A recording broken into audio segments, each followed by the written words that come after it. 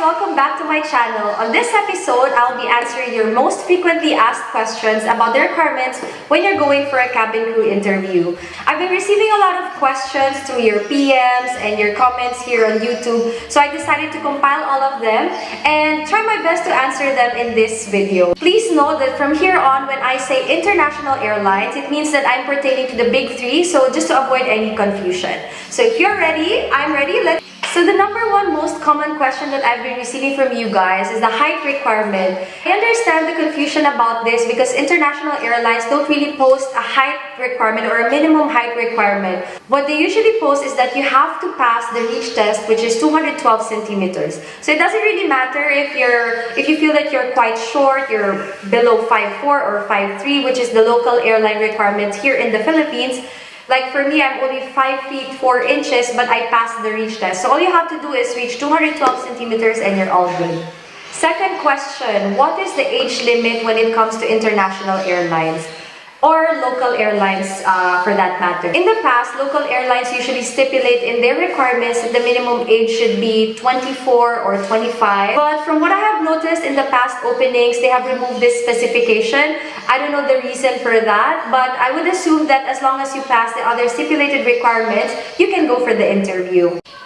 As for the international airlines, they do not really mention anything about ceiling age. However, they won't be accepting anybody who is below 21 years old. So this is like sort of a good news for those who are in their late 20s but would still like to pursue a career as a cabin crew. I've personally met cabin crew who are in their late 20s, like 29s or early 30s, who have newly joined the company.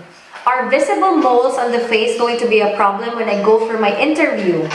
I personally have over 20 moles on my face, but they're quite small and can be easily concealed.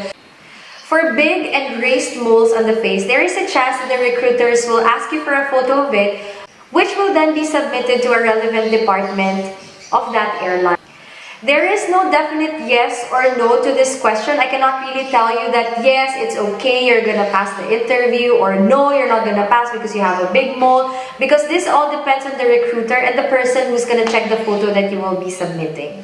Another common question that I've been getting a lot is that I have a scar on my face, my arms, my wrist, or my leg.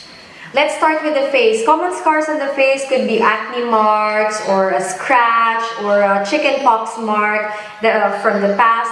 If it can be easily concealed, it shouldn't be a problem. I don't think that it could be a problem.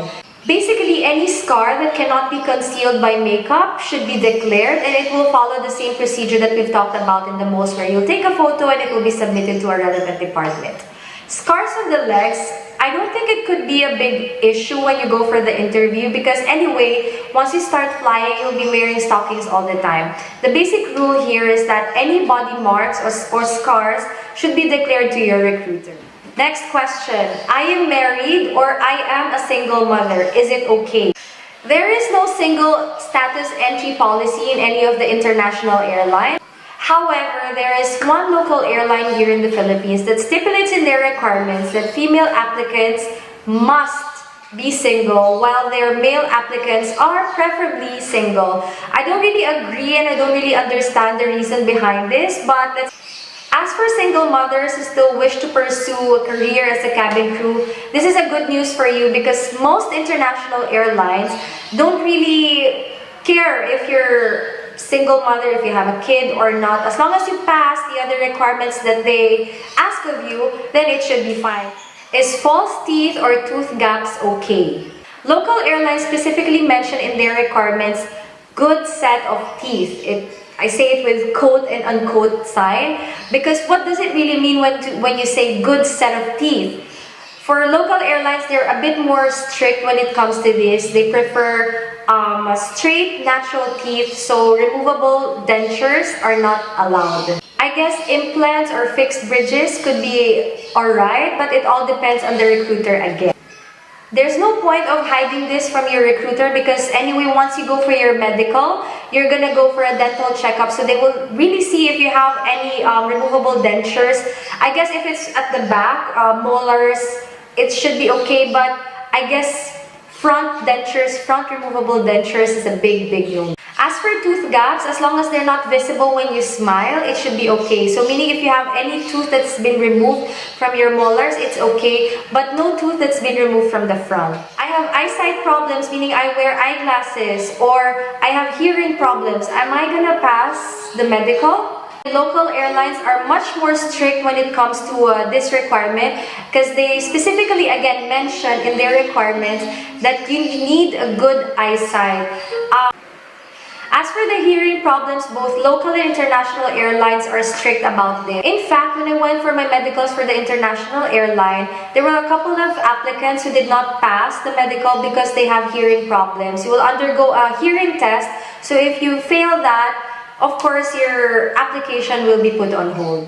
What major should I take up in college so that I can pursue a career as a cabin crew? The answer to this question is really any major that your heart desires. I'm from the nursing background, and I've met a couple of crew who are from engineering, architecture, IT background, etc. So that only proves that you can land a job as a cabin crew even if you come from any other field. But of course, a background in customer service will always be an edge. I haven't finished college, but I want to become a cabin crew.